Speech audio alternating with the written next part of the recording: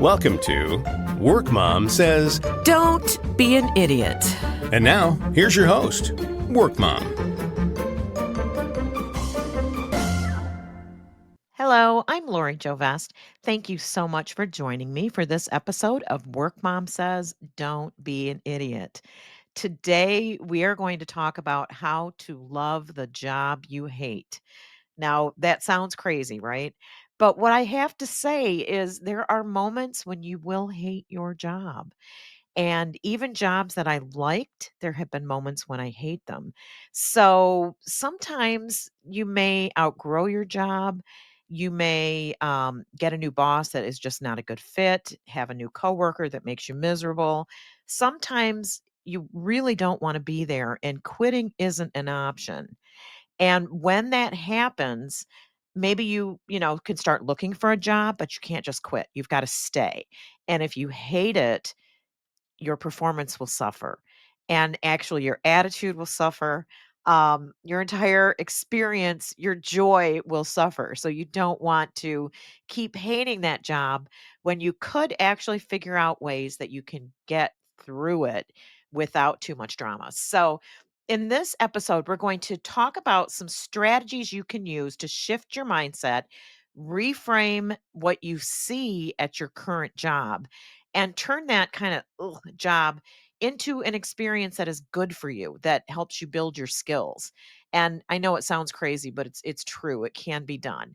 And I'll tell you a story. I had a position with a great big production studio in Metro Detroit back in the, oh gosh, it was 95 to 2000.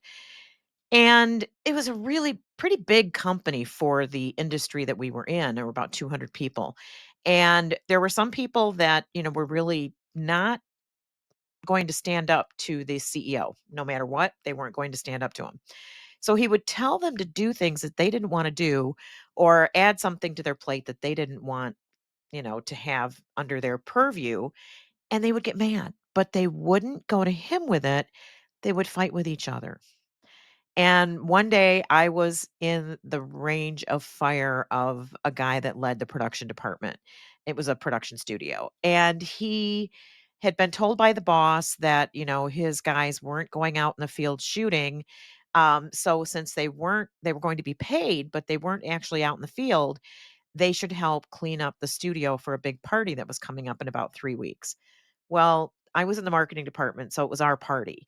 So that production director called me up one day, and he had just talked to the boss, and he was furious. And he just read me the riot act. What do you want me to do? These guys are pissed. They work their asses off, and now the one day where they could go a little easier, he's got them out here painting and scraping paint and doing all these really horrible things that they don't want to do when they're really mad. What am I going to do about that? And now, by the time he asked me that question, he'd been going on for about 10 minutes, and I was just listening, and I was close to tears. Now, this was 20 years ago, so that tells you something, right? No, it was 30 years ago. I was close to tears, and I just said, I don't know. I don't know, Dan. I have no idea, but I'm going to go now. And I hung up my phone, and I picked up my purse, and I left my office. And my assistant saw me on the way out and said, are you coming back? And I said, I really don't know. I'm having a really difficult time right now. I'm just going to go take a break and I'll call you later. And I headed off to the bookstore and I found a book. I mean, the bookstore was a great place to escape. It still is. Unfortunately, there just aren't as many of them as there used to be.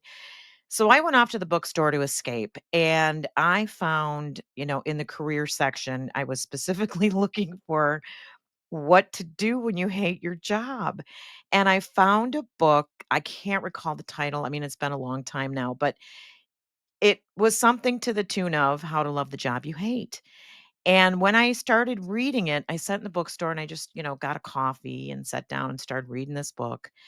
And it gave me such great information and insight that allowed me to go back to the office within an hour with a whole new attitude. And here's why. No matter what happens, you have control of your mindset and you have control of what you choose to see. And what I was doing at that point when that production guy had me on the phone was I was feeling really attacked. But the reality was he wasn't attacking me. If he could have, he would have gone and attacked the CEO. He couldn't do that. And I wasn't the right person, but I didn't have the strength or the wisdom to say, whoa, whoa, whoa, hold on. I am not the right audience for this conversation. Now, if it happened today, that's what I'd say. I am not the right audience. But just taking a break when that happened, because there will be times when something really ugly happens and you just don't even want to deal with it. If you can take a break, if you can take a walk, if you can go to the bookstore, you will give yourself time to change your mindset. You are not stuck. If you're in a really icky job right now, you are not stuck. Small changes in how you look at things can make a huge difference, and having a job you hate can actually make you a better employee because you are never going to work anywhere where everything is always perfect and you love everyone on your team. You will always have challenges with other people. We're human beings. We bump up against each other sometimes. It's just how it works. So let's talk about why you might be hating your job. Burnout, bad manager, not getting enough training opportunities. Maybe you feel unseen, you feel unappreciated. Got it. Okay. So if you're having a bad day, that's different than having a bad environment. And you need to figure out which one is which. So, what drains you the most about your job? Give some thought to that. And is it something you can reframe? If it's your coworkers really annoying, oh my God, but your boss gives you wonderful benefits, you get lots of paid time off, and you only work 4 days a week. Guess what? You might want to tolerate that annoying coworker because you can see that the balance is such that the good outweighs the bad. And that's what you need to shift to. If you can't control something that's really making you crazy, change your focus and focus on what you can control.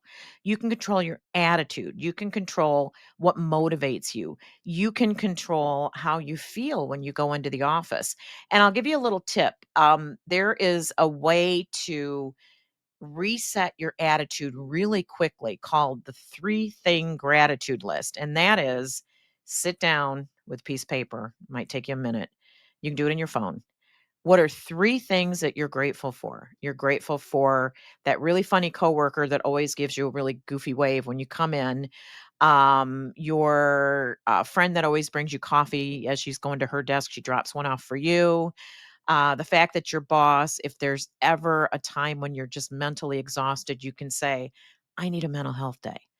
If you have those kinds of things going on at your office, write those things down so that in that moment when you feel like, oh God, I can't stand this, you can quickly turn and look at, yeah, but look at all these good things.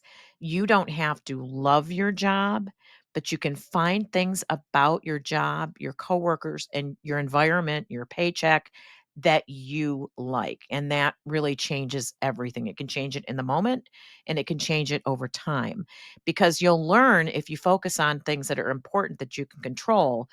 You also figure out how unimportant some of those things are that are bugging you. I mean, seriously, some of the things that bother us are really not that big of a deal. And putting those things into their proper context so they don't upset you is really important.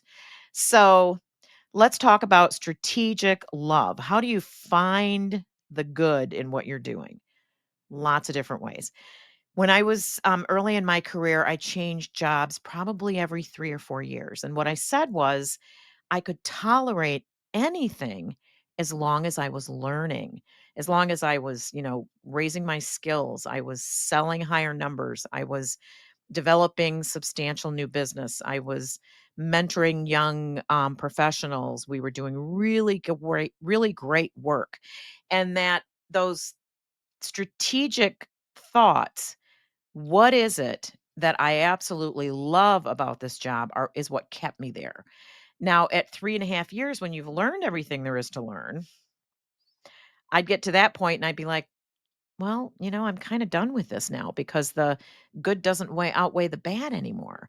And so by celebrating those small wins, by focusing on what you have that is good at your current position, that'll help you if you really don't think it's a good idea to leave. If you're making a whole bunch of money and you're going to have to take, a 50% pay cut if you leave, find things to focus on that are good and stay where you are. Or maybe make a lateral move to another department, those kinds of things. So figure out whether you are in a position that you can manage or in a position that you truly, truly need to leave. And in most cases, with most jobs, it's just a matter of reframing and figuring out how to be grateful for what you have there. So, the exit strategy, let's talk about that. Now, if you want more or you get to the point where I'm just not thriving here. The boss is stepping on me. They're not letting me bring my ideas to the table, then it's possibly a good idea for you to start looking for a new gig. And what we call that is paycheck plus progress. So you're going to get your paycheck from where you are as a bridge to the new job that you want. So you're going to appreciate your paycheck and appreciate the progress while you plan your next gig. And I would say start documenting your wins. I have a little notebook that I have all kinds of stuff in. I just keep it by my desk. I take notes. Um, I write things for accountability. And what you can do is start documenting the things that you do that are really awesome. Whenever they happen, just write them down. And that will help cement your wins and help you feel better while you're staying in this job and trying to look into your next job. If you are truly miserable because the people there are not letting you progress, if they're abusing you by, pushing you to work 60, 70 hours a week, if they're rude, if there's harassment of any type, illegal or, unprofessional behaviors, then yeah, you got to leave. And you may have to quit before you get that next gig. In most cases, you'll want to stay there and keep learning and keep working while you get your next position. But if you can't, you want to make sure you're not miserable while you're there, for the remaining time. I mean, it can take you 3 to 6 months, maybe even a year to get a new gig, especially in today's economy. So, a quick recap of what we talked about. This is not a long episode of this podcast, but I think it's something that's really important. In order to figure out, do you really hate your job? You've gotta spend a few minutes thinking about what's real and what's not. What are you taking personally that you might be able to let go? What are you not focusing on that's really kind of awesome?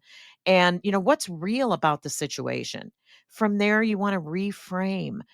Turn your focus toward the things that you love and minimize the things that you hate. Are they really that important or can you let them go?